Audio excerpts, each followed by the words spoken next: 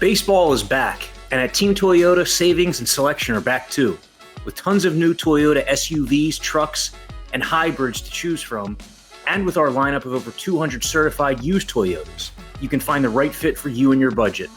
Plus, our service and collision centers are here to get you back in the game in no time. Visit one of our 3 locations in Princeton, Langhorne, or Glen Mills, or online at teamtoyota.net.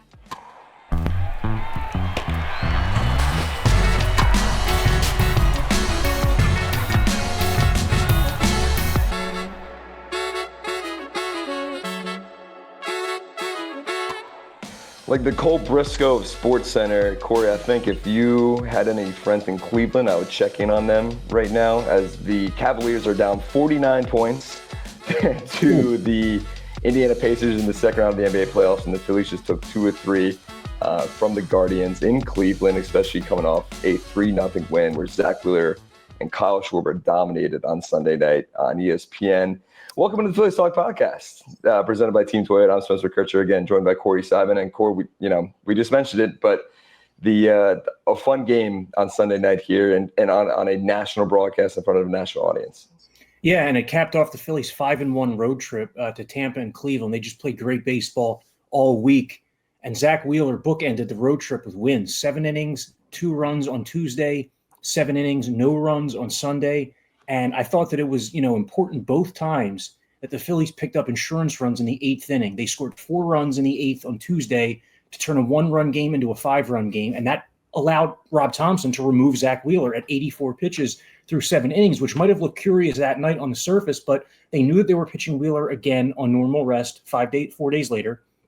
And they knew that it's a long season and he's going to get to 200-plus innings and be in the playoffs. So all of this adds up. So those pitches that Wheeler saved on Tuesday in Tampa sure look like they helped Sunday night in Cleveland. He was just absolutely mowing down the Guardians, 8 strikeouts, 5 base runners. Wheeler's now 4-1 with a 2.95 ERA, .91 whip, 74 Ks to 11 walks in 58 innings, pitching like a Cy Young, pitching as well as he has since the day he put on a Phillies uniform. And I wrote this on Sunday night, but Wheeler signed with the Phillies December 9th, 2019, and since that day has been by far the best pitcher in all of baseball. I mean, you could say at times maybe Garrett Cole, but Garrett Cole's been hurt throughout a lot of that time. Corbin Burns has taken a downturn.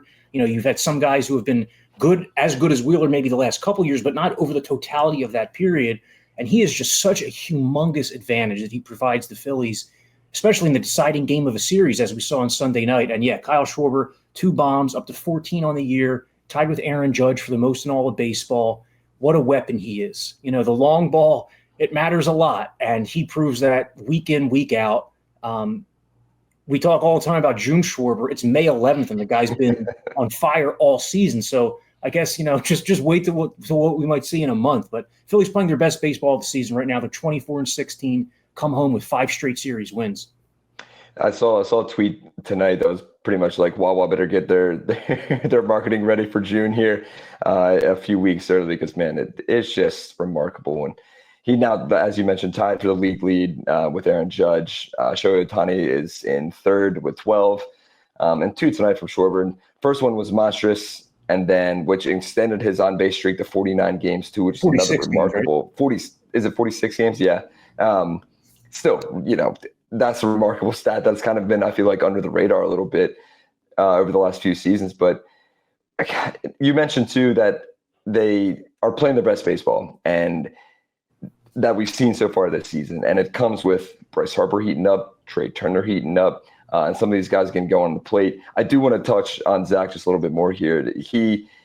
We've said it so many times, but every time he takes the mound, you feel so confident. Even today, you look up and he was at like 58 pitches through 6 innings. And it was just dominant. Struck out the side in 2 of the 3 innings there. I think like the 4th and the 5th maybe. He's just unbelievable. And as you mentioned, I would go to bat that says he's probably the best pitcher in baseball since 2019. Yeah, and so Tuesday in Tampa, I was down there, and Wheeler, one of his best qualities is that he's always just able to read swings, read hitters, adjust his game plan on the fly. He does that with JT Realmuto and Caleb Cotham throughout a game. And on Tuesday, to begin the road trip, he saw that Tampa Bay had no chance against his four-seam fastball. He was just blowing it by him. And so he just threw four-seamer after four-seamer after four-seamer. I think the final tally was 42 four-seam fastballs that night and 5 sinkers, right? So he barely threw the sinker. The home run that he allowed to Yandy Diaz that night was on a sinker. Wheeler struck out 9. The first 8 of them were on four-seam fastballs. I asked him that night after the game, your sinker has been the pitch that you've allowed a lot of the home runs on this season. Have you just not felt comfortable with it this season? And he said, well, I've barely faced any right-handed hitters. And, that's my main weapon against righties, but they're sending so many lefties up against me. It's always been the case, but it's been more so this year. And lo and behold, Sunday night, 8 of the 9 Guardians hitters were left-handed hitters. So another night where Wheeler had to use other pitches. He really had the cutter working on Sunday, the cutter in on lefties, got a couple big outs to end innings, one of them on Jose Ramirez, one of them Carlos Santana. He's just so good, so money. I mean, he's as much of an advantage the night that he pitches as like anybody, as Bryce Harper is, as Kyle Schwarber is. I thought Sunday's game was, Schwarber hit 2 homers, Phillies played solid defensively, but to me, Sunday's win was about Wheeler, who, won 2 games on this road trip. Phillies pitched well, played crisp defense, and you mentioned a couple guys there in Turner and Harper. Turner's been red hot for weeks here, and now the Phillies hope that Harper's getting going after a big game on Saturday. Yeah, big game on Saturday, and it's coming off. They get shut out on Friday, and then they come back and get the win on Saturday, and off of Bryce. And as you mentioned, there was the 8th inning, a huge 8th inning for the Phillies. They sent 7 guys to the plate, and now Harp comes through with a bomb.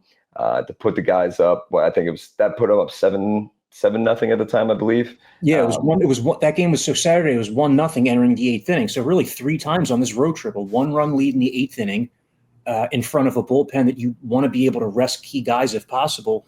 And they scored 6 runs in the 8th inning Saturday. It was just guy after guy getting on base against one reliever in particular, Joey Cantillo, poor left-handed reliever, had just no chance against the Phillies. And it all started with Bryce Harper clobbering an up and in fastball at 89 miles per hour for his best swing in weeks. Yeah, he finished the night 3 for 5 on Saturday. You mentioned in your article on NBC Sports Philadelphia, he was only hitting 175 over that 16-game span entering Saturday. But if Bryce can start to heat up, then obviously good things are going to happen for the Phillies. He was 0 for 3 on Sunday with a walk and a strikeout. Obviously, you saw some of the clips. ESPN did a great job with that umpire cam. And some of the reactions that some of the questionable calls that Porter was calling behind the plate with Schwarber and Trea getting into it. But we can move to Trea too now, man. With Harper, so on Saturday, not only did he go 3 for 5, but he crushed the ball 3 times, 110, 107, 103 off the bat. So it was his best game since mid-April. And something that I've been writing this week, just been noticing for weeks here, is that so Harper, there's 2 things in particular. One, he's seen by far the fewest pitches in the strike zone in all of baseball in terms of percentage of pitches that are seen that are in the strike zone. Nobody sees fewer strikes than Bryce Harper. And then to add to that, the only hitter in the entire National League who's seen more breaking balls than Bryce Harper is Nick Castellanos. Okay, so he's seeing a ton of breaking balls, and he's barely seeing any pitches in the zone. So when you're going through a slump and you add those 2 factors onto it, that you're not seeing fastballs and you're seeing a lot of pitches below the zone or just low and away or up above the zone, it's hard to break yourself out of that slump. You have to almost walk your way out of that slump. And that's a quality that Bryce Harper has possessed throughout his career, is that when things are going south for him, he's able to take his walks. He's able to bunt his way aboard, by bunting down the third baseline, which teams rarely expect. He's able to lay them down, especially against lefties that he doesn't feel comfortable against. But that was a really good sign on Saturday. I know he followed it up with an 0 for 3 on Sunday, but hopefully some home cooking for him. But yeah, you were about to say something about Trea Turner. Trea Turner, and I know, and I'd be remiss again too to not touch on Ranger Suarez real quick on Saturday as well. In his second start of the season, looked a lot more comfortable in the stretch. Obviously, he wasn't in the stretch as much as he was in his season debut on Saturday at home, but you could tell that he was kind of working on that. I'm sure the stretch. We mentioned that he didn't throw in the stretch pretty much in his few starts at AAA. And then he comes in and it kind of, after cruising the first 2 innings, struggled. But then on Saturday, he looked fantastic. Yeah, he looked like the Ranger Suarez that we've, grown accustomed to seeing when he's going well, where he has every pitch working and he's just moving quickly on the mound and he's fielding his position and efficient. I can't remember what the exact number was, but he, again, was at like 48 pitches through 4 or 5 innings. It was just crazy. and gave the Phillies, I think, 7 scoreless on Saturday. The only run they gave up was in the 9th inning of that game. Also want to mention that, on Sunday, Jordan Romano with a 1-2-3 9th inning for his 3rd save. He's gone 5 straight scoreless appearances. Looks like he might be settling in here since that last blow-up outing. I know the ERA is still extremely high. What is it now? It's still above 9, I guess, but it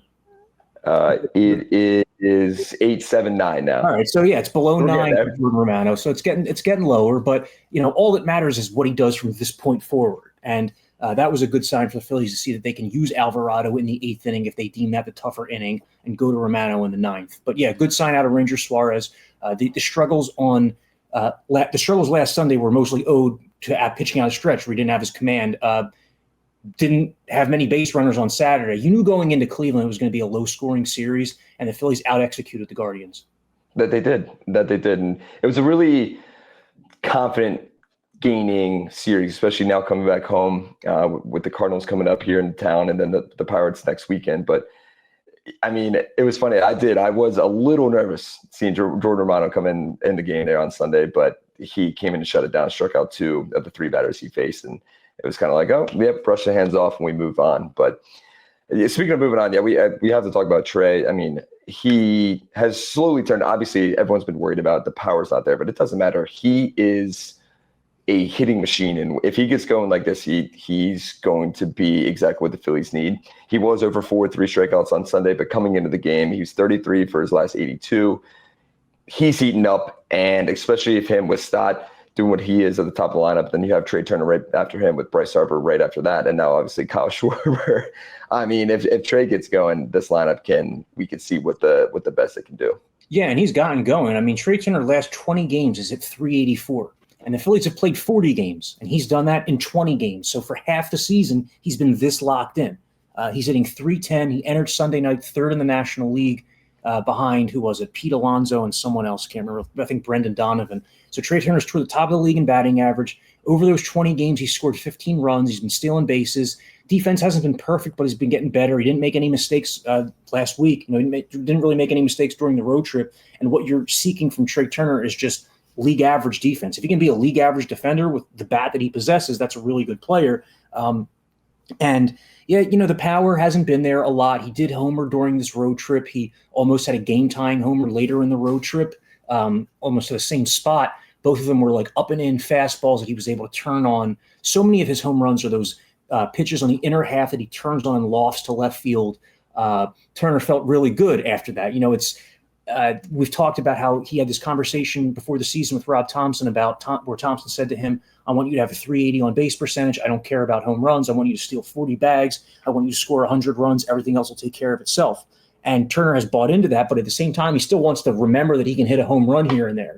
He still is probably going to run into 20, but he's made good on that preseason conversation with Thompson so far. His on-base percentage is .371. I know he's slugging only .394, but the Phillies have him to be a table setter. Like, he can do other things as well, but his best fit in this lineup where you have Harper and Schwarber and Castellanos and other guys who can provide the thump is having Trea Turner hit .320 with a .380 on base like he's done over this last month. And, has it made a difference for the Phillies? It's almost like helped mask the struggles of Harper, because Harper had a comment Saturday night that he's just so happy the Phillies are winning right now. He's so happy they're winning because it's been such a grind for him personally. They've been able to kind of pick him up during this stretch, which bodes well because that he's pretty quickly we're going to be talking about Bryce Harper having a 20-game stretch like Trea Turner just had. Let's hope so. And the way that Bryce heated up a little bit here on this road trip, hopefully bodes well for the Phillies. But do we want to hit on Aaron Nola on Friday? Obviously, struggled again, allowed 2 home runs, 6 runs in his start. Wasn't his best. They get blanked. But I feel like we have to talk about it because I feel we've talked about Aaron Nola a lot and his struggles, and it looked like he was starting to come back there a little bit. He had a great start in Chicago. He did a great start at home. And then this one kind of looked like the old Aaron Nola again. Well, yeah, it was the same story where it's like he was dominant for 3 innings. I think he picked up 2 quick outs in the 4th and then gave up a solo homer. And then the 5th inning for Aaron Nola in Cleveland was really problematic. Base runner after base runner. Some of the hits were like fluky hits or infield singles, but still he put a lot of guys on base. went only 5 innings. Nola's 1-6 with a 4.89 ERA. He did have 2 good starts in a row against the Cubs and Diamondbacks before this one in Cleveland. It's the velocity's crept back up, so that's not the concern it was. He's throwing 92 miles per hour. It just comes down to command. Like, he needs to be able to command his pitches to every corner, and he needs to be able to have command of all of his pitches. Like, that was the difference from Aaron Nola's previous start against Arizona, was that in that game against Arizona, he had 4-seamer, 2-seamer, curveball, changeup, cutter, everything was working. So he was able to pitch backwards and not throw the curveball in every 2-strike count. But in a similar vein to how, like I was just saying, the Phillies were able to pick Bryce Harper up over that 3-week slump, the Phillies have been picking Aaron Nola up really during this start to the season, because he obviously has not pitched the way he wants, but they're 24-16. They have the best series record of any team in the National League. The Phillies are 9-3-1 in 13 series. The only team in baseball that has a better series record is the Seattle Mariners. So, the Phillies are on a roll. They have 4 guys in the rotation right now who are pitching really well. Suarez coming off his last start. Christopher Sanchez has been really good. Jesus Luzardo has not been as overpowering as he was his first couple times out in April. The last few starts for Luzardo have been they've really been a grind where he's wasted a lot of pitches, run a lot of deep counts. But, all in all, the Phillies, series after series, you look at Monday, Tuesday, Wednesday, they have Sanchez, Luzardo, Nola going against the Cardinals. Even if you consider Nola the weakest link in the rotation right now, that's still a damn good setup for any series. Every single time. Yeah, exactly.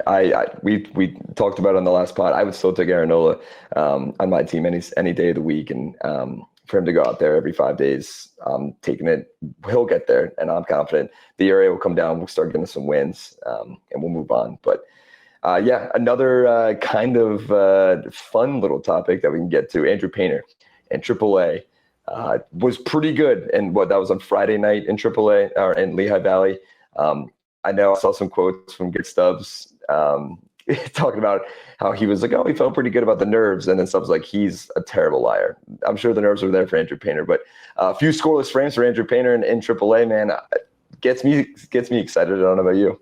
Yeah, so he walked the bases loaded in his last inning. I think he had a run of 5 straight strikeouts at one point. Fastball touch 98, maybe 98 and a half for Painter. I asked Rob Thompson about Painter earlier that day. Just what are you hoping to see? What are you looking for? What are you hearing about his minor league start so far? And Thompson said that it's been all good stuff so far, but that the Phillies are eager to see him face AAA hitters because it was A-ball kids that Painter was facing. Now it's more of a test. That lineup that Painter faced earlier this week, it had Trace Thompson in it, who's a former big leaguer. It had Roman Anthony, who's the top prospect in all of baseball, of the Red Sox. Another guy, the name is escaping me, one of the other, Marcelo Mayer, another one of the Red Sox top prospects. So some good players in that game that Painter was facing. He threw 60 pitches. The Phillies wanted to extend him ideally to 4 innings, 65 pitches in that game. He'll remain, AAA. Maybe he'll make some starts at AA depending on the weather. You don't, obviously with a guy like Andrew Painter, you don't want to send him anywhere where rain or cold might be a consideration, although we're kind of getting past that part of the year in the Northeast. So, yeah, good signs from Andrew Painter. Phillies still have June, July, August on their radar for him to come up and help them. They have said that he will not be a reliever, so Andrew Painter is going to start some games for this team if all goes well and he stays healthy. And then you just think about what happens then. Is it a 6-man rotation? Is someone hurt that he's replacing? It all helps that Taijuan Walker came out of the bullpen and had one of the craziest relief appearances I've ever seen in my life, man. He came out of the bullpen in Tampa Bay in a blowout setting, and 3 scoreless innings for Taijuan Walker, gets his first career save, strikes out 7. He struck out the side in each of his first 2 innings. There were a couple of fastballs that were between 94 and 95 miles per hour, so everything ticked up. Rob Thompson was choked up after the game talking about Walker. The Phillies gave him a big celebration. We could hear it out in the hallway at Steinbrenner Field. We could hear the Phillies celebrating in the dugout, in the clubhouse, in a way that you're used to hearing the loud music but this was you could hear champagne glasses clinking. They were actually, this was a big night for Walker, who never thought that he was going to be able to have a chance for a save, but he got it. You could tell he was fired up because he tweeted out the highlights of it when he the next day. But beyond just it being a cool story, Rob Thompson also said that night and the next day, okay, now you think about what this guy might be able to give you in a 1-inning sample. So pretty soon here this week, you would think the Phillies are going to try Taijuan Walker out. Maybe it's the 7th inning of a game they lead by 2 or 3 runs. And if it goes well, maybe you have another right-handed relief option late in games, the way that you thought you had when you signed Joe Ross, for example. So definitely a good development for the Phillies with Walker. Imagine Taijuan Walker coming out for like a 9th inning save at sometime in July in like a big series at CBP, and the reception that we could get from seeing him pitch as well as he did. Man, it was great. He caught up with the guys in the booth after the game too, and Ruben and Tom were both just so gracious, and it was one of those like feel good interviews after a feel good moment. And just, I was elated for Taijuan Walker. And I know even hearing your story about that with the clubhouse stuff, man, that is so awesome. Yeah, we've talked a lot over the last year about how good of a teammate he is and about how well Taijuan Walker is. And now you're seeing that, but you're also seeing performance. So that makes it mean a lot more. Let's go, man. Let's go. That would be crazy. I completely agree with you. I think we could see him in a high leverage situation maybe this week. Get him back at home. You have St. Louis and Pittsburgh coming to town.